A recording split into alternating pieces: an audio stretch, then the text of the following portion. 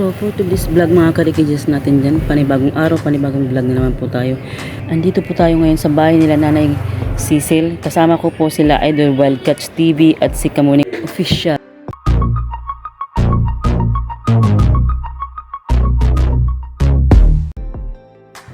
Tunghayan po natin ang kwento ng buhay ni Nanay Cecil. Ano yung sinasabi nila mga Ito ang bahay namin. So nandito kami na dahil may sponsor tayo na naghanap ng deserve matulungan ba. Yung ano. So Sabi ko gusto ko malaman kung anong pinagkikitaan ninyo ba. wala po. So, ngayon? Nagtitinda lang gulay. Ano lang, nagtitinda ng gulay. Tapos yung ano, Minsan naglalabada. May Lalabada. magpalaba. Wala So nga. si tatay, anong Wala na si tatay kasi ano na yan. May ano ang mata niya. Disabled. pwede ba siguro maka-order dito si tatay? No? Para ikaw pumasok na sa sita, hindi na mahirap makalakad. mahirap naman lang. Oo, kawawa nga yun. Diyan ka lang tayo. Yan yung natalsikan ng pako sa mata. Oh? Tapos, Di na ano yung mata, hindi na naging okay. Yun ano kang bahay namin, hindi kami makapagawa kasi wala na kami trabaho. Yeah. So si tatay hindi na makapagtrabaho. Wala na. Mahirap talaga no. Ikaw na lang naghahanap buhay. Ako na lang. tapos tinan mo yung bahay nila doon, yung butas-butas, mga dingding, mga tagpi-tagpi, yung mga ano nila, sako. Sa loob, tingnan mo para hindi ka matuluan ng ano, nung ulan. Yung lata, Ano paano pala yan? Uy, pag ano, manas na. Manas na. Naga nga oh. Na paano yan ay? Nagbahog lang yan nung aso namin pag kagabi, ganun na. Hindi baka matagal na. ano, Matagal na, di ba? Hindi, Bago lang? Bago lang yan. Pero nakakalakad naman si tatay. Nag-ano nga nagdadaing. Masakit na pag i-ano. Masakit na pag dinoon ng ganun. So, matagal na yan, bago pa. Bago lang yan, kaysa ang gabi nga gano'n sa Pero lang yan. wala yan, nakakalakad naman ng Oo, ayos tatay. nakakaano man siya, nakababa pa dyan, nakaigib pa sa amin. Hmm. Nakaigib pa dito sa amin. Pang ano milang, pang anong tubig, dyan sa bumba. Yun na So, ano nakakawa naman yung video nyo na nakita ko kanina, sinid ni Maring ano. hindi ko na nga pinagpatuloy kasi sabi ko ayokong umiyak na sis. Nag-iyak na talaga ako. Nag-iyak na talaga ako. Sabi ko, bagong taon. Ganyan pala ng ano sa akin, surprise. Nasabi na talaga ako pag nangangaji ako, nasabi ako sa diri ko, sino daw ang mabuting na makatulong sa amin? Sino daw na tao ang makaano sa amin? Yun na pala nasagot sa kuyang sa aking dasal. Na sana may tao magtulong sa amin. Wala naman ako kamag-anak dito, solo lang ako. Pero yung si tatay, marami kamag-anak dito. May mga kamangkin lang siya dito, duha sila magkapatid, tulo isa sa busing. Pareho lang sila, balo na rin yung niya, kapatid. Hindi na makahanap So, buhay. anong kalimitang hanap buhay ng tatay dati? Ay, Malakas pa siya. dito po yun, nagtaano dyan sa barangay ni. Tapos ngayon, Wala na, matanda naman siya. Tinanggal na. wala talagang hanap Pero buhay. hindi nga ni maasahan yun eh. Katulong bulan bago Nanay na mag-sweldo. lang yung naghanap buhay sa Nag-survive sa Tapos ano yung pangunahang pang pinagkikitaan mo na eh? Yung nagturutinda nga akong gulay. Saan po yung galing na tinitinda? Binibili ko rin yun. Binibili mo din. Oo, tapos binigulay ko, tapos tintinda ko rin. Ginaro atado. Rico. Tapos pag hapon, kung may saging, bibili ako saging na baduya ako, tintinda Parang ko rin. kung may konti ka puhunan, pinaikot-ikot mo lang para makasurvive ka. Ang susubo. Sabi nga ng anak ko, mama, di ka na wag ka na sabi ko kung sa bagay nga, hindi na ako pwede magtrabaho kasi may ginamamatian na ako sa awa ko. Pag naglalakad ako, garong Ma'am, nagagay ko mga pang charity natin. So, nandito na po tayo sa bahay ng nanay. So, na-interview na po natin si nanay.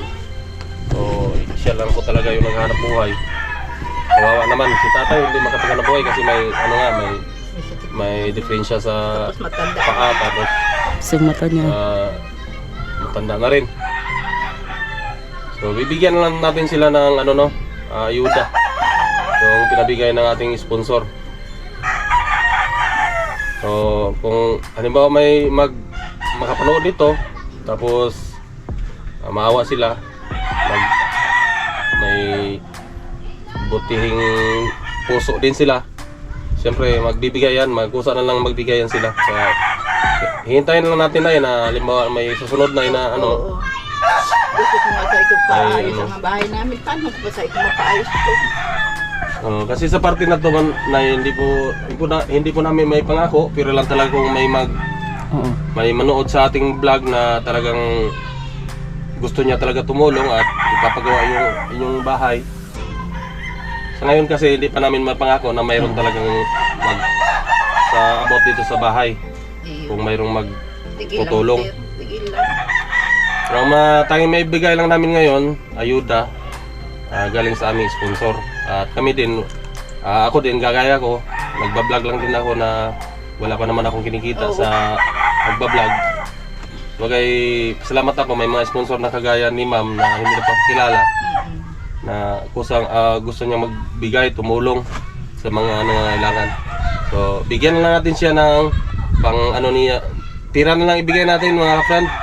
Kasi kung groceries, sila na lang din doon bahala kasi hindi natin alam yung mga importanteng pangailangan nila. Kasi baka may mabili natin, hindi naman nila masyado kailangan, kaya sila lang, pira na lang bigay natin. No? So, ito muna yung ibigay ko na sa inyo. Sabi ko nga kanina kay ano kaya So, malay mo sa sunod na ano, may magpaabot, may magpaabot ng biyaya din. nahawa ako sa buhay. Ay, grabe ka ano ko pa. Nabigyan na ako. Sige lang, Nay, laban lang sa hamon ng buhay, Nay. Hanggat buhay, may pag-asa pa tayo. Minsan po nga nakakaisip ako magbigti. Ay, wag. Mahirap yun. Yun ang mas malaking kasalanan. Alam naman natin yun. Lalo na, lagi ka nasa simbahan. Kagaya nga ko. Gusto nga simbahan ako. Kaya lang nga, naisip ko talaga minsan. Grabe ang ano ko sa buhay. Minsan yung alas 4 pa lang gising na ako para magluto ka sa kuyang gulay. Sila na yung ano lang, laban lang. Hanggat may Kaya nasabi nga sa simbahan hanggat buhay, may pag-asa. amang Ika kasama nga, ko, sabi nga ate, nila. kung anong problema mo, magsabi ka, huwag ka magpakagadan. Kaya nakaisip talaga ako sa grabe naman sabi ko, naglulag na nga ako sa muya, sa grabing kahirapan. Di tapos pag-agum ko pala, sabi ko, hirap din ang agihan ko. Sa mga, pasensya na po sa mga viewers natin na hindi po nakakaintindi ng Bicol. So, sa nakakaintindi lang po, naintindihan po natin si nanay. Translate mo na lang. Salitang Bicol po. Kasi, talaga, nakaka-touch na talaga yung mga sinasabi niya. Kung sa Tagalog na pagkasabi, talagang maintindihan nyo. Pero kung sa i-translate na lang natin sa salitang Tagalog yung Bicol. So ito nanay, ito lang muna yung iabot namin sa iyo. Thank you, sir. Salamat. Salamat lang po kayo sa nagbigay niyan, yung sponsor namin. Maraming salamat po. Ang tulong ninyo sa amin. Sana dakol makahiling kainin ano ba? Salamat po, marami. Kamu na po siguro kasi nuho kang mahal na Diyos mapunta dito sa amin. Nakita po ninyo ang grabe ng kahirapan. Sige lang nay, baka may mapanood pa ng ibang nating sponsor dyan.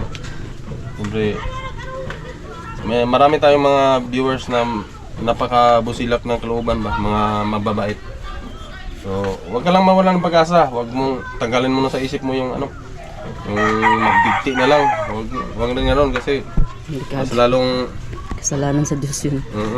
tapos mas lalong mahirapan yung naiwan. Kasi ikaw lang yung pag-asa nila. Ganoon na lang. Napapagal na nga rin, sir, ako. Laban lang tayo.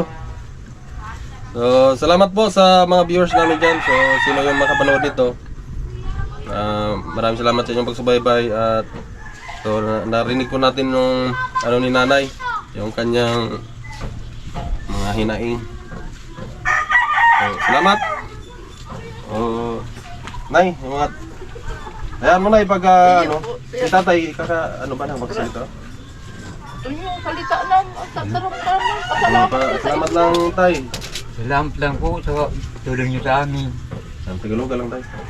Maraming salamat po. Yan, salamat po. Sabi ni tatay, nagpaabot mo na lang taos pusong pasasalamat. Yan yung natalsikan ng pako na nagsisilang mata, no? Kailan pa yan tayo natasikan pa ako? Tagal na yan. Bata ka pa? Hindi nagtatrabaho pa yan.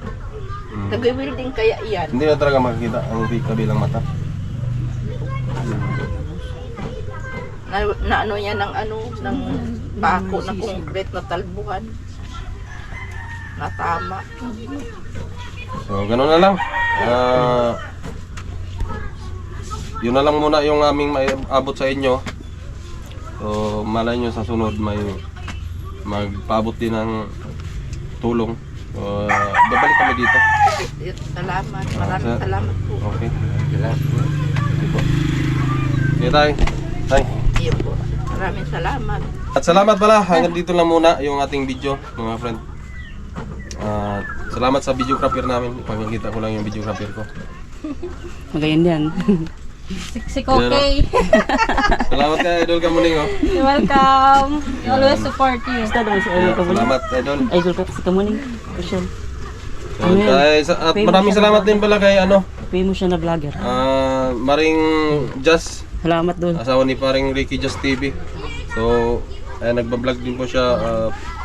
Pabisitan na po ng kanyang YouTube channel. At siyempre si Idol Kamuning, huwag na lang yung suportahan to kasi malaki na yung... Malaki na po yung bahay niya. So, ganun na lang, Nay. Salamat po. Uwi na po kami. Nakita nyo na, ang ganda-ganda ni Kamuning. Oh. Kokey. Subscribe nyo po para lalo pa pong lumaki ang channel niya.